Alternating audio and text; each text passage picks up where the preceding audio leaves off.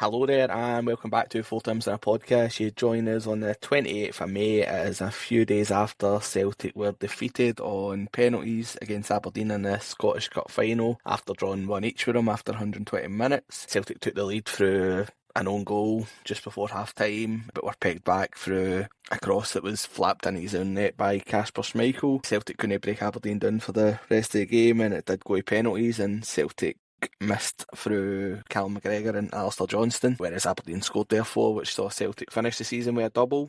We are here to discuss that cup final. There will be 2 episodes out this week. This one will just discuss the cup final, and the following one will sort of review the full seasons. I think it's important to separate them a bit just because I don't think Saturday should sum up the full season, but as you would expect, it's a full complement tonight. Myself, Darren, I'm delighted to be joined by Danny, Tony and Andy. So Andy, I'll come to you first. It was a really, really poor game. I thought from both sides it was really poor. Celtic, I think we sort of lined up as expected. There was a lot of talk about the keeper, etc., but I think it was very much expected that Kasper Schmeichel would retain his place after having made a few appearances coming back from injury. You were at the game. What was your sort of thoughts on it? As I say, it wasn't a match that was high in quality, but Celtic ultimately didn't do enough to see it out, and in terms of having the treble within your grasp, it was so disappointing that the season did end that way.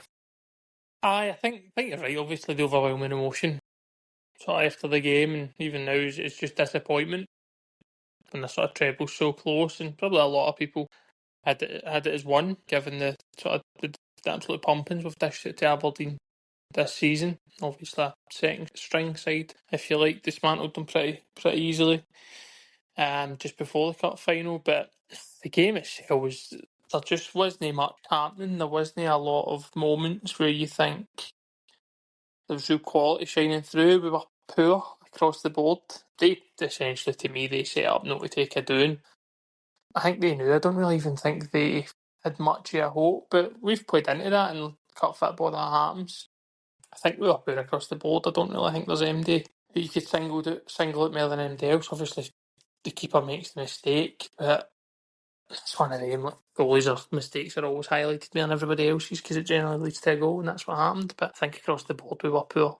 We really, really were. Slow, passive, nobody really wanting to take anybody on, everybody sort of so scared to lose the ball. And it's funny because when you sort of watch games like that, it's such a different side for the side sort of when we were working through the good spells towards the start of the season, and when we hit the form and the sort of football that we were playing in like some European games and things like that. It's so almost that the flair's been taken out a lot of it.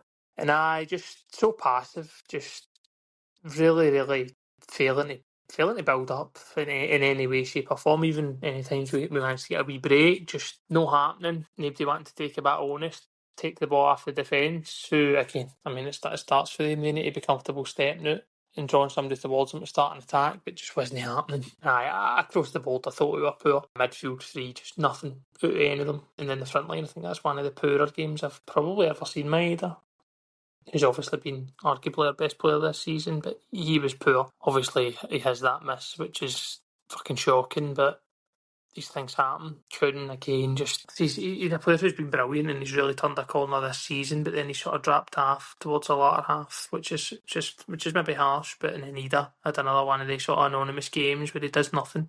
The subs, poor, again.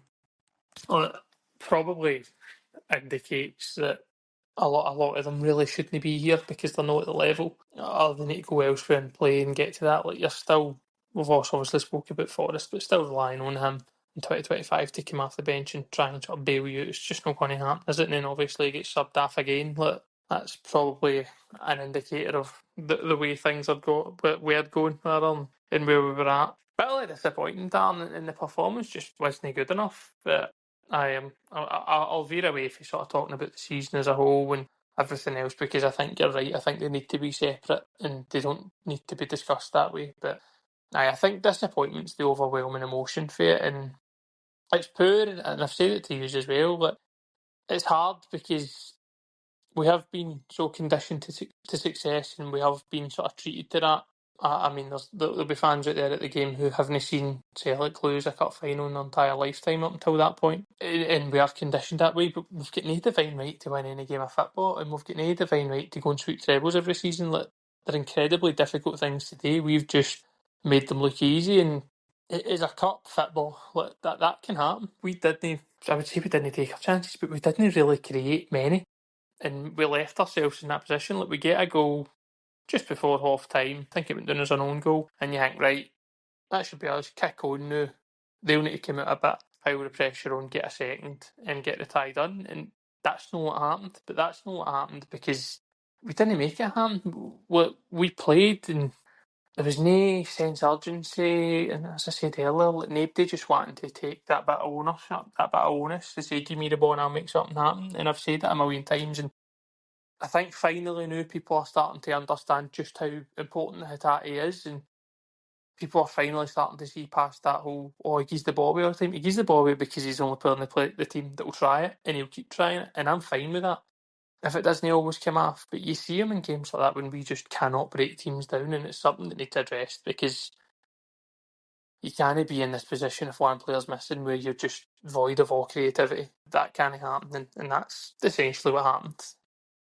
They stuck everybody in the edge of their box, defended till their lives, and even at 1-0, you hang in the game long enough in a freak incident like that, and then again you could tell they practice penalties that go to that stage. And to be honest, I don't know what it was with Rodgers, maybe just gone for it during the game, but you can tell with the subs that were made, there was no chance in his mind that we were going to penalties. I think I said that to you, because if he even considered that a possibility, Ida was staying in the park and Engels was staying in the park, and I just don't see that not being the case if Rodgers considered that possible. But aye, as I said, Dan, it's disappointing, it's poor, it hurt, and it'll always hurt. And I think it's just one of these things. It's down to the team to react now. Like, we'll obviously talk about the season at a later point as a whole, but on the game itself, it hurts and it's disappointing, but we didn't deserve it. Like, you can say whatever you want about Aberdeen and being shy and all the rest of it, but ultimately it'd be different if you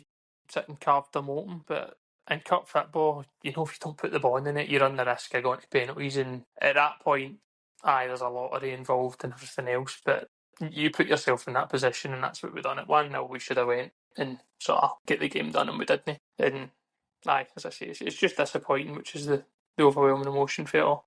Aye, definitely. As you say, it's a long time since Celtic lost a cup final. In 2012 against Kilmarnock was the last time. We obviously lost the semi-final in 2016. Tony, you were at a game as well. Where did it all go wrong? I know the performance has been criticised a lot, but in terms of, was it just that sort of lack of cutting edge? Like, obviously, I think at times we had close to 80% of the ball. I think we had about 15 corners, plenty of chances to really put the game outside. After that sort of scrappy first half and getting the goal late on, were you sort of expecting Celtic to motor on in the second half? And if you were, what went wrong in the second half, from your view? I think Andy's right. It's difficult not to be disappointed. I've kind of argued with myself the last few days how I feel overall. I mean, as Andy was saying, some people, if you're 12 years old, you've never seen us lose a final, which is quite incredible. And my record at Hampden going into the game was 15 finals, 15 wins, and then obviously we had to lose eventually. So 16 finals and 15 wins is a pretty decent record. So I'm kind of looking at that, but then you have to look, obviously.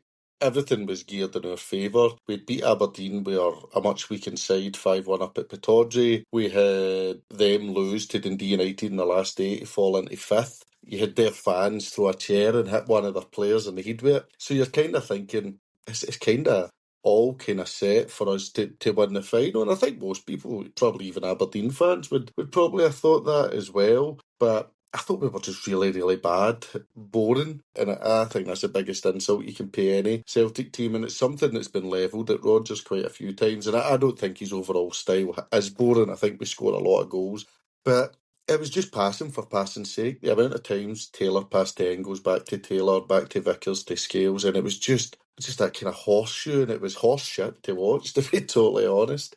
The goal we get was worthy of winning that final because it was hopeless. It was an own goal. They obviously with 8 minutes to go away for a treble. I thought, I put on Twitter that I thought if ever a club and its fans and manager and everybody needed a punch in the face, it might have been us. I mean, with 8 minutes to go, about to win a historic ninth treble, all I could hear was the Aberdeen fans, and I was in the main stand at Hampden, so it's not as if I was closer to them and further away from the Celtic fans. I thought they could be getting the boys, obviously doing their best, but I just thought the atmosphere was so flat, and I think we have probably become quite expectant, and I include myself in that.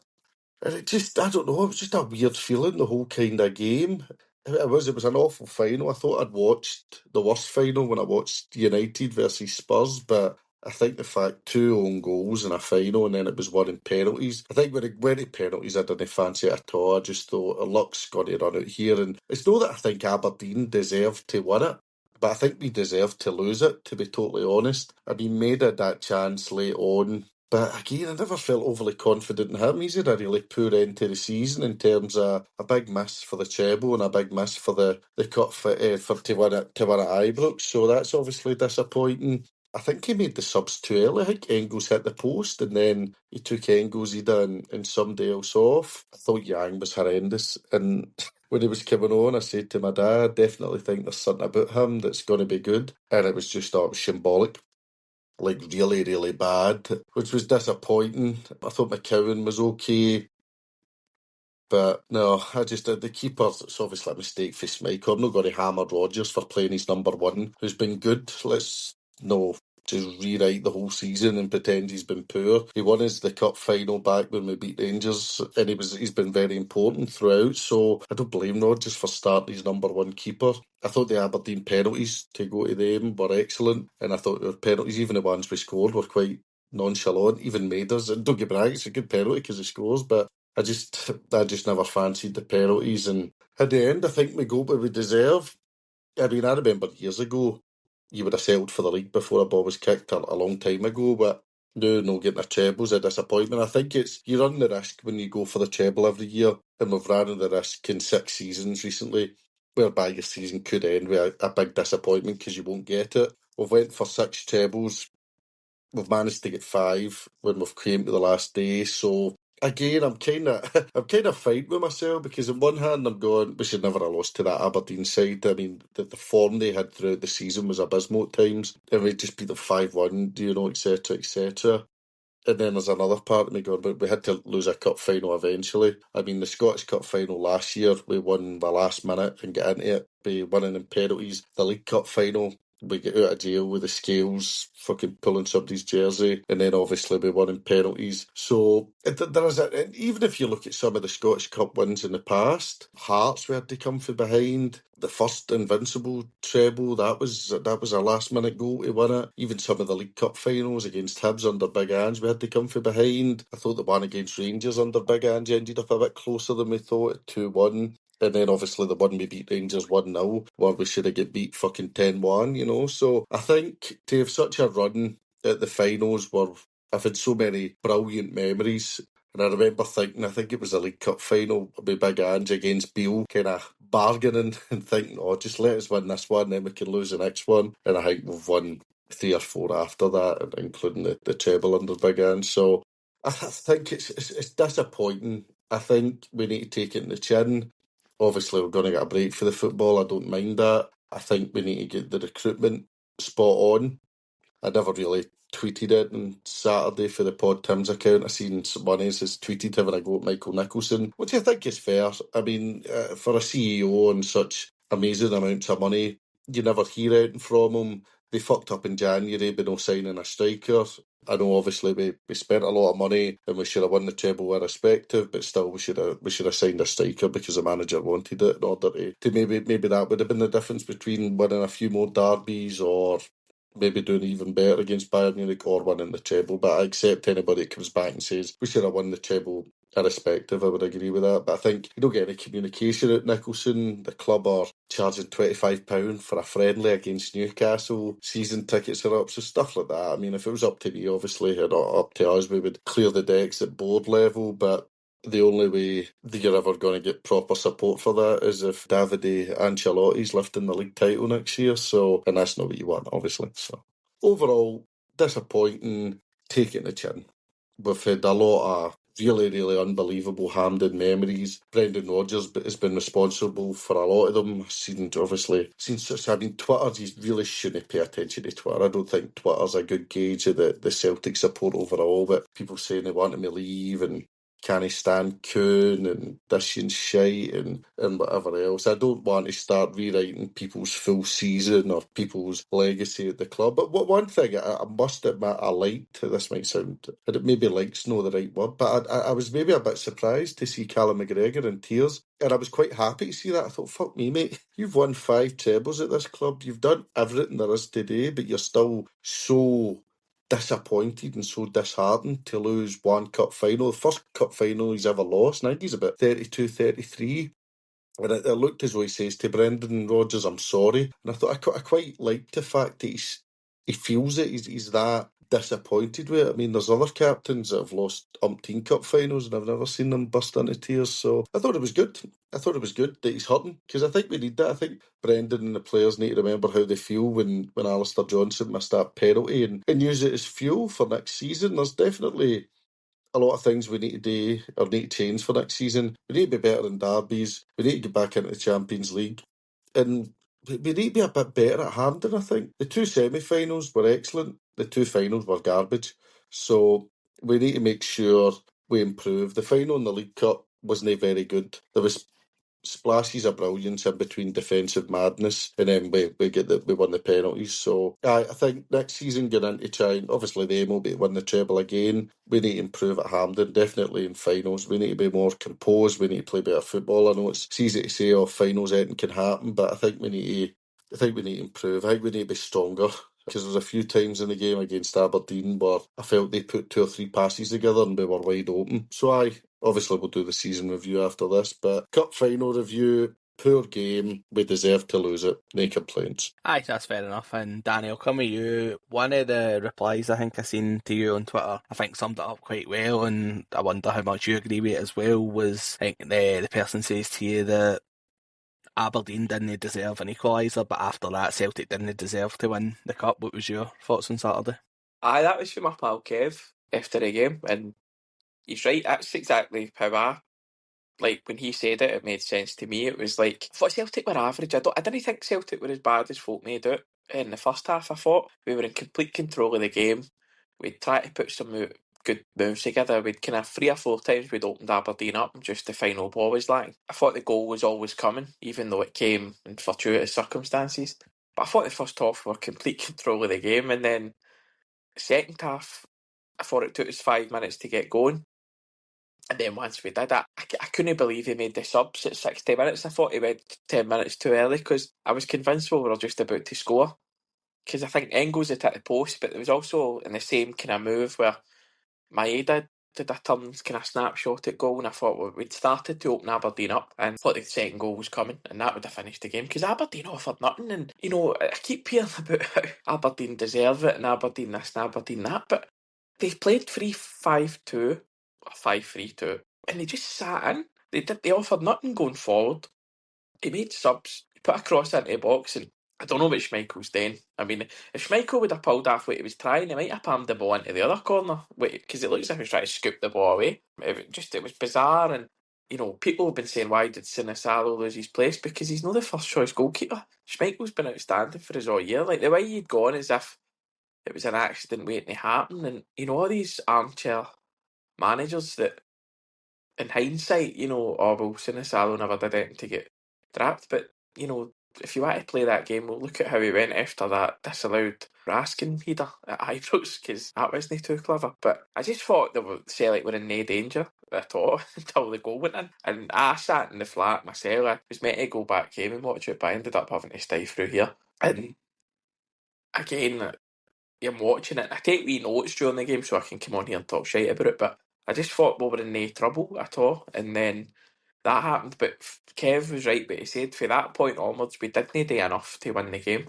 which is really disappointing because I thought we would, even though it's a long season and the players have had many games, I thought we would be stronger and fitter in extra time. I thought Aberdeen were flagging the boy in the middle of the park. I can't mind his name. He get booked. Palverson or something. I think Man City bought him for a lot of money about 3 or 4 years ago. He was flagging and he was on a booting, and we never ran at him to get him sent off because he looked the type that would just kick somebody to bring him down.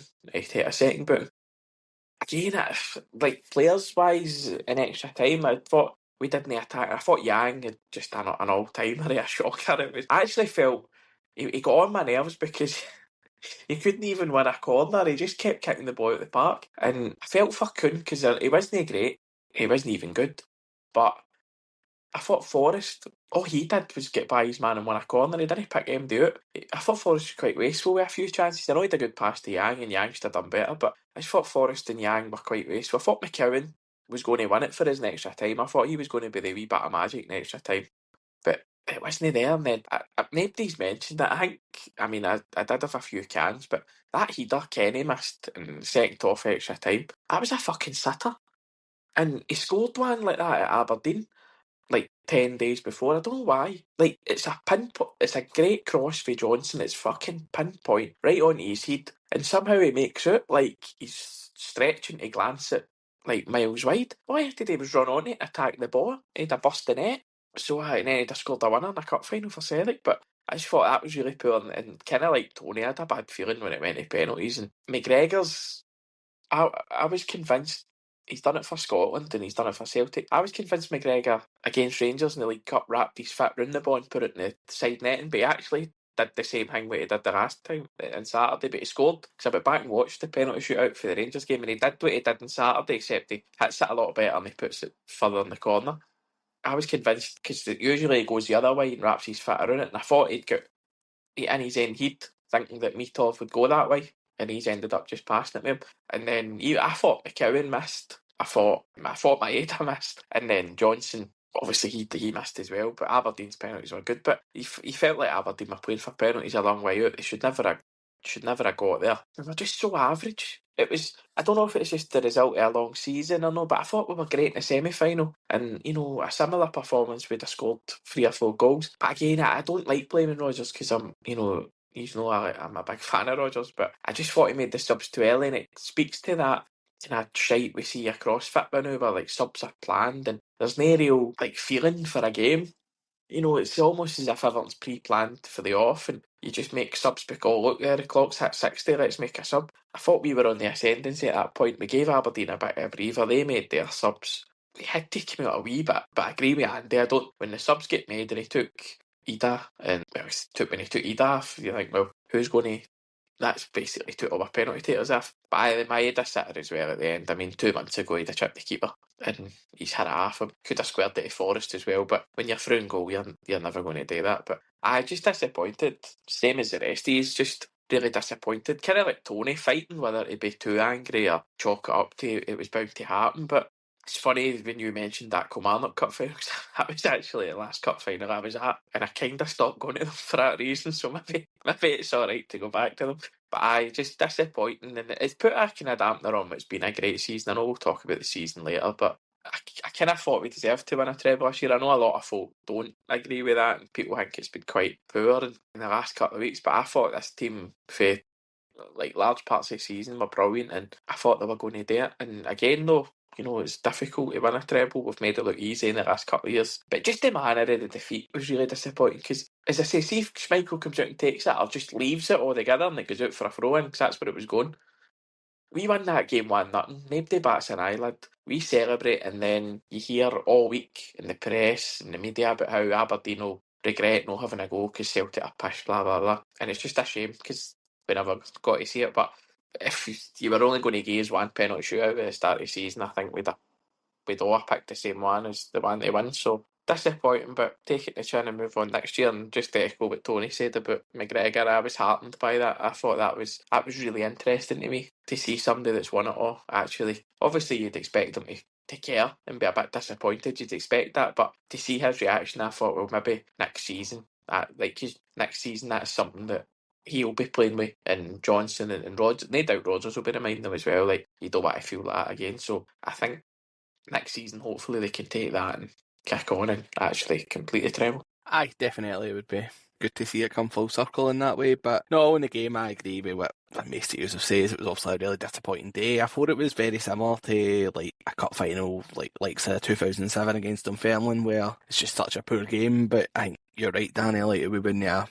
been talking about it if we'd have seen it out for a boring 1-0. And there's a lot of, I think Tony made good points about, there was so many of the finals that we've won recently where it'd be coming from behind against Hearts, against Hibs, the Rangers won 2019, the League Cup final. Like, there is a lot of these times where things have went for us. Obviously, quadruple treble final as well, we won on penalties. Like, Celtic are expected to beat every team in this country, and rightly so, but it's not going to happen every game, and the same with cup finals. Look, it doesn't matter who Celtic face in a cup final, we're going to be favourites to win it just because of the resource we've got in our recent record. So I think Saturday was just sort of, the team didn't, like I says to you earlier, they didn't have that ruthless bit, they didn't have that wee bit of creativity. I think Andy's right. I think we desperately missed Rio Hattati. I think him and Jota picking up serious injuries late on in the season really hurt us in terms of creativity on Saturday. I think if you'd had day two in the team, it would have been a different story, but you can't really belie that. We should have done a number. We've obviously put 6 past Aberdeen at Hampden this season and then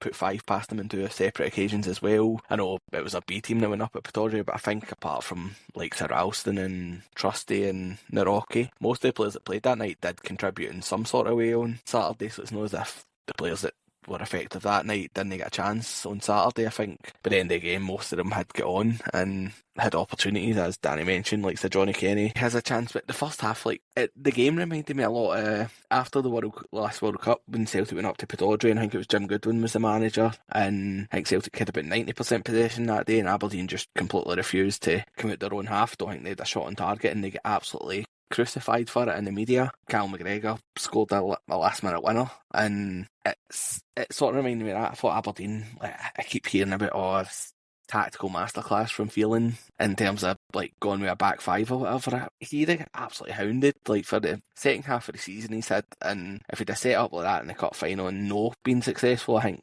Aberdeen fans would be after him, to be fair. And Celtic really were just that second goal away from really piling the pressure on. We obviously get the goal, but I think it was a bit of a scrappy goal. Carter Vickers heads it and it comes off the boy Dorrington's shoulder, but we get in at half time with 1-up. I think that me, along with every other Celtic fan, sort of thought, that's it, we're going to go and motor on now and finish the season with a bit of style. And I'm a bit, as much as we weren't brilliant, I didn't completely blame Rodgers for the changes. Maybe he shouldn't have had a triple change, but he probably seen it with 25-30 minutes to go that he felt that maybe the team needed that bit of urgency. I think it was Kuhn, Engels and Ida that came off, and they're three that have been getting a lot of criticism in recent weeks, so if Rodgers doesn't see it in their performance up to then I don't blame him for making that triple change. Like, we've had a lot of goals come off the bench this season, and if Rodgers is probably just looking for that bit of energy and wee bit of added oomph into the team, to go and try and get that second goal, it doesn't happen. And then